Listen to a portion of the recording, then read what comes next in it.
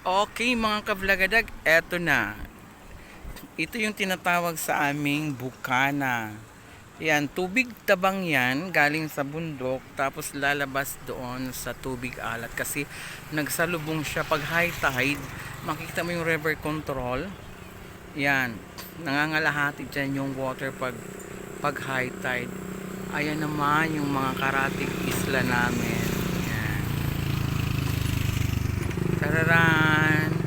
Yan ang aming newly built covered court. Diyan ginaganap ang aming party. Yes! At ayan, nakikita niyo yung view. The sunset view of Barangay Cagnipa. Ayan.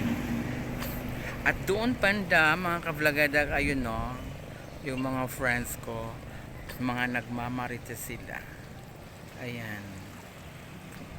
Ayan sila. Pag walang magawa.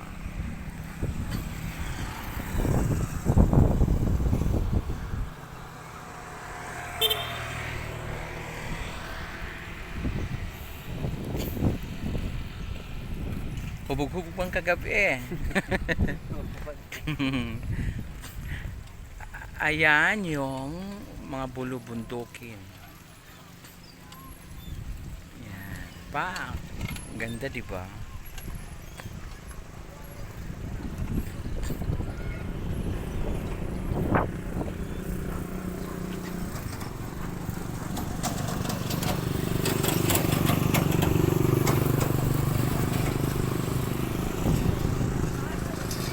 Jel, pagbalik na la ako niyan kay nagkuampaktit eh. Adi man la ka. Si Jelma nagtitinda ng Avon.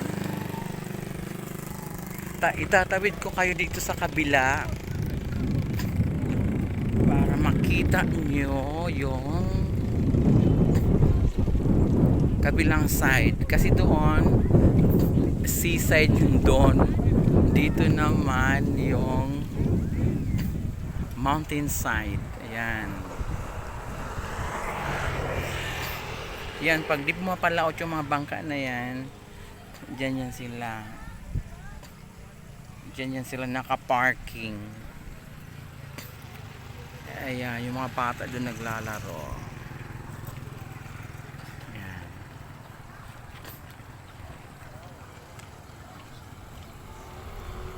Yan ang Beverly Hills ng Barangay Cagnipa. Dati walang mga bayan, pero ngayon halos mapuno na.